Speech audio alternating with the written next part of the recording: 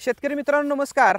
2025च्या आडसाली हंगामामध्ये आपल्या सर्व शेतकरी मित्रांचं स्वागत आहे. मित्रांनो, वातावरण इतकं छान झालंय आज. पावसाचं वातावरण झाल्यासारखं ढगाळ वातावरण आहे. सकाळी थोडा पाऊस पडलाय. आपण ही जी लागवड आहे ही लागवड बियाणे प्लॉटसाठी करावले. पहिल्यांदा ही गोष्ट लक्षात घ्या. आडसाली हंगामामध्ये मे महिन्यामध्ये लागवड करायची नाही. 15 जून नंतर काय असेल ते लागवड करण्याचा विचार करायचा. ही सगळ्यात पहिली महत्त्वाची गोष्ट लक्षात घ्या. नाही तर बरेच शेतकरी म्हणाल तुम्ही जेवढ्या लवकर लागवड करायला आहे, हा बियाणे प्लॉट जानेवारी एंड किंवा फेब्रुवारीच्या पहिल्या आठवड्यामध्ये नर्सरीसाठी तुटून जाणार आहे. त्याच्यासाठी आपण हा बियाणे प्लॉट तयार करायलोय आणि त्यालाच आडसाली नियोजन असं दिलं, कारण हे 15 दिवस आधी आहे.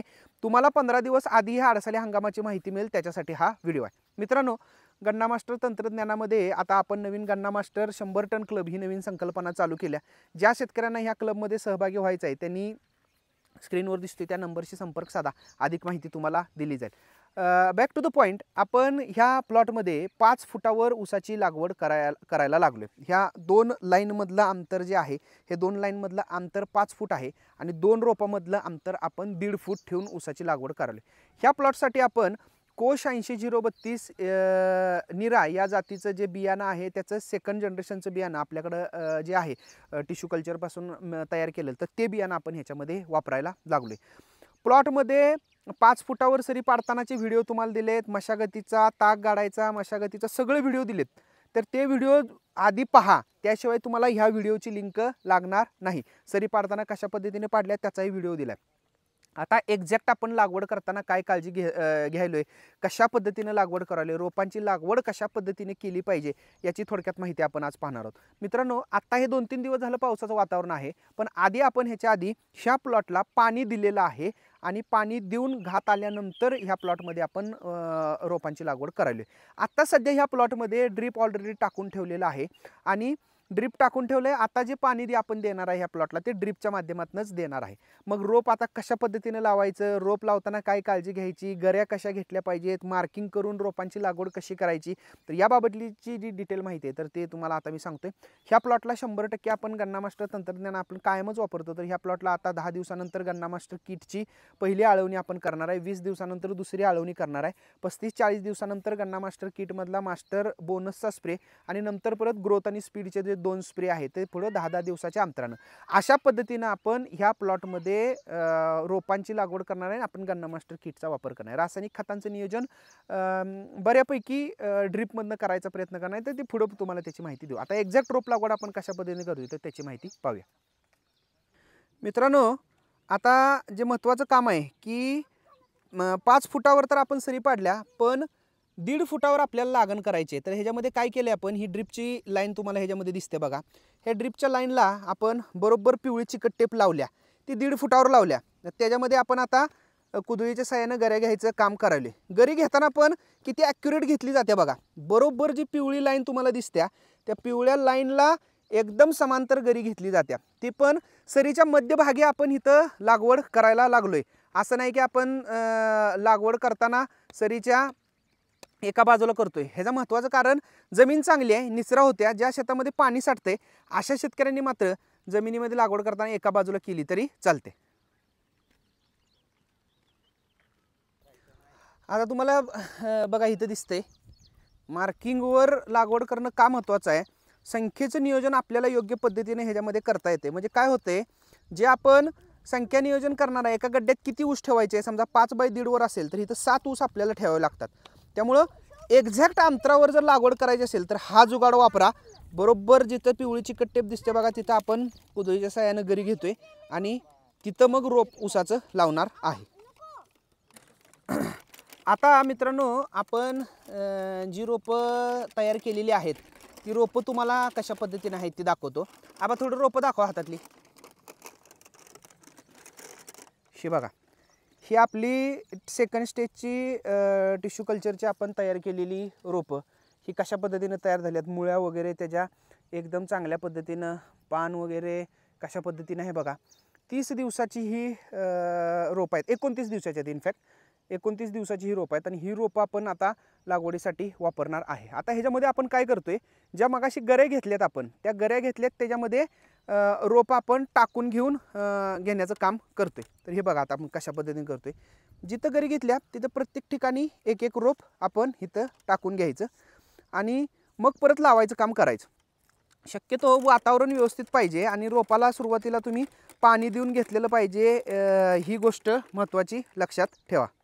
आज पोरांना पण शेतात कामासाठी आणले, त्यांनाही भारी वाटायला लागले. शेतातली कामं थोडी समजली पाहिजेत. किती रोप टाकायचं एका ठिकाणी? एकच टाकायचं ना पल्लव? किती रोप टाकायचं? एकच टाकायचं. हां टाका, टाकून दाखवा चला.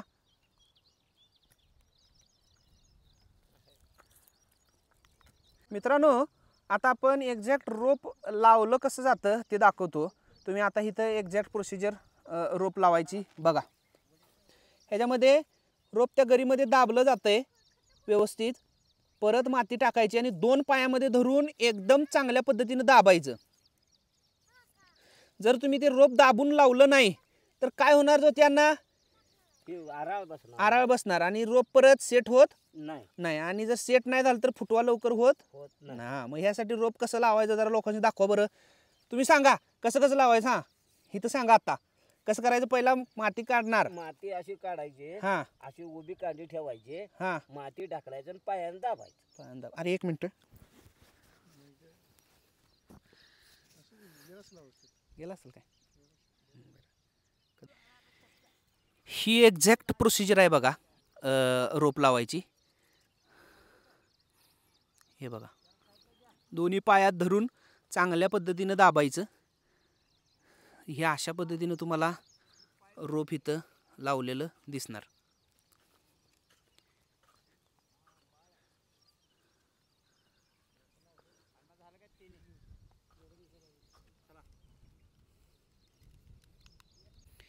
आता या पलीकडच्या सऱ्या तुम्हाला लावलेले दिसतात. रोपातलं अंतर बघा 1 इंचसुद्धा अंतर तुमचं कमी जास्त इथं तुम्हाला झालेलं दिसणार नाही. सगळं अंतर तुम्हाला जवळपास एकसारखं दिसतंय. एका लाईनमध्ये प्रत्येक रोप दाबून लावलं आहे. भलेही समजा आपण दाबून लावून देखील पाणी दिल्यावर जमीन मऊ आहे, आराळ जरी झालं तरी आपण ह्याच्यामध्ये काय करतो, परत मजुराच्या साहाय्याने एकदा रोप दाबून घेतो. तर ही एक्झॅक्ट रोप लागवडीची पद्धत आहे. आणि रोप लागवड करताना गडबड करू नका, गुत्त्यावर देऊ नका. घरची माणसं शेतामध्ये असली पाहिजेत, हिची काळजी घ्या. आज बघा इथं अण्णा आहेत, आमची 2 बारकी पोरं आहेत इथं, पलीकडे तिकडं आबा आहेत, परत रवी आहे, शरद आहे. एवढी सगळी लोक आज आम्ही इथं थांबलो. हे कशासाठी की योग्य पद्धतीने. आणि ही आमची जी गँग आहे ही रोपं लावणारी ही कायमची गँग आहे बघा. ही दिवाणजी वगैरे हे तुम्ही बघा व्हिडिओमध्ये बघितले असतील, कारण त्यांना परफेक्ट माहीत आहे की कशा पद्धतीनं रोप लागवड केली जाते. अशीच माणसं तुम्ही देखील शेतामध्ये असली पाहिजेत रोप लागवड करताना. ही फक्त काळजी आपण घ्या.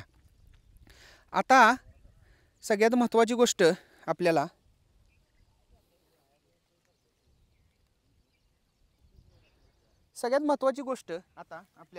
रोप लागवड ही केली. ह्याच्यानंतर काय करायचं आहे, ह्याच्यानंतर सगळ्यात महत्त्वाची गोष्ट लक्षात घ्यायची, आपल्याला पाणी द्यायचं आहे प्लॉटला. ड्रीप आहे या प्लॉटमध्ये तर ड्रीपनं पाणी आम्ही देणार आहे.